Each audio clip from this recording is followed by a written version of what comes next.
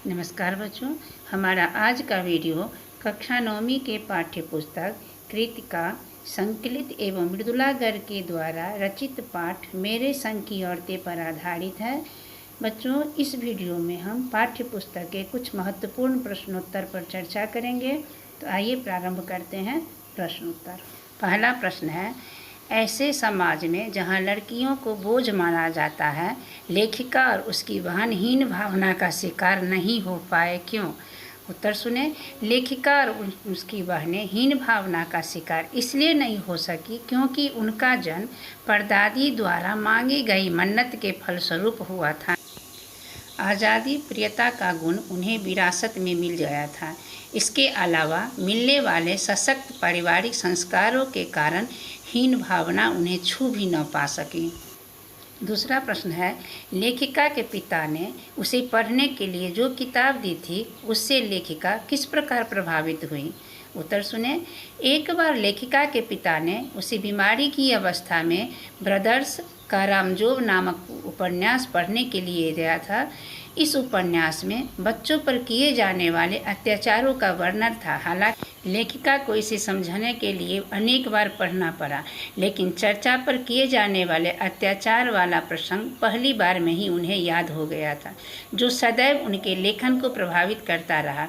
जादू का कालीन, 3 किलो की छोरी, कठगुलाब आदि उपन्यासों के कई अंशों पर इसका गहरा प्रभाव स्पष्ट रूप से देखा जा सकता है।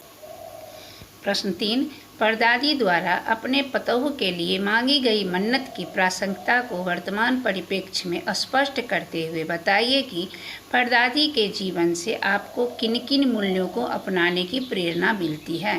उत्तर इस प्रकार है। परदादी द्वारा परंपरा से हटकर पतोह के लिए पहली संतान के रूप में लड़की की मांगना निस्संदेह तत्कालीन सामाजिक परिवेश एवं परंपराओं से परे हटकर था। उनका जीवन अपने आप में अनूठा था। वर्तमान परिप्रेक्ष्य में पूरे देश में लड़कियों की संख्या घटती चली जा रही है, उनके प्रति छेड़छाड़ की घटनाएं बढ़ रही हैं तथा उनके प्रति दोहरा रवैया अपनाया जा रहा है। ऐसे में परदादी की मन्नत की प्रासंगिकता और भी बढ़ जाती है।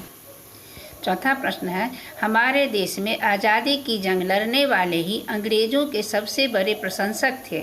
गांधी, नेहरू हो या मेरे पिताजी के घर वाले, उपर्युक्त कथन से आप कहाँ तक सहमत हैं? उत्तर सुने। यह कथन अक्षरशः सत्य है। मैं इससे पूरी तरह सहमत हूँ, क्योंकि हमारे देश के निवासी अंग्रेजों के रहन सहन, चाल ढाल, पढ़ाई लिखाई आदि अन्य चीज़ों से खासे प्रभावित रहे हैं। यह हम ज़्यादा उन्नत थे। आज भी विदेशों से पढ़कर भारत आने वाले लोगों को भारतीय डिग्रियों से ऊपर मान्यता दी जाती है। गांधी एवं नेहरू जी ने भी अपनी शिक्षा विदेशों में पूरी की। भले ही उनकी कर्मभूमि भारत रही, परंतु वह हमारे देश के सबसे बड़े नेता बने। आज भी हम विदेशों से शिक्षा प्राप्त करना गौरव की बात मानते हैं। प्रश्न 5, आप चोर के हाथ का पानी पी लोगी, इस कथन का क्या अभिव्यक्त करता है? आपके हिसाब से क्या यह उचित है? उत्तर, यह कथन तत्कालीन समाज में फैले हुए सामाजिक भेदभाव को व्यक्त करता है। यह किसी भी स्तर पर उचित नहीं कहा जा सकता। स्वस्थ समाज के लिए समाज से भेदभाव को दूर कर समता का भाव स्थापित करना ही होगा। छठा प्रश्न है, स्कूल के वापसी के समय लेखिका की बहन रेणु सामंत शाही का प्रतीक मानकर उन्हें लेने गई। गाड़ी में बैठने से इनकार कर देती है। क्या आप रेणु से सहमत हैं? उत्तर सुने। सामंत व शाही विचारधारा के लोग स्वयं कोई कार्य नहीं करते, वह हर एक कार्य के लिए नौकरों की एक फौज इकट्ठा करते हैं। मैं रेणु के इस विचार से पूर्णतः सहमत हूँ, क्योंकि कम दूरी के लिए गाड़ी के उपयोगी व्यवस्था सामंतशाही है प्रतीत होती। 7वां प्रश्न है, लेखिका की नानी द्वारा अपने 15 वर्षीय बेटी का विवाह स्वतंत्रता सेनानी से कराना क्या दर्शाता है? आप इससे किन मूल्यों का निष्कर्ष निकालते हैं? उत्तर, मृदुला गर्ग की नानी द्वारा अपनी 15 वर्षीय बेटी को विवाह स्वतंत्रता सेनानी से कराना उनके आज़ादी के प्रति जुनून को व्यक्त करता है। इससे हमें राष्ट्र प्रेम एवं राष्ट्रभक्ति जैसे अमूल्य भावों की प्रेरणा मिलती है। तो बच्चों, ये थे पाठ के कुछ महत्वपूर्ण प्रश्न। आपका दिन शुभ हो। धन्यवाद।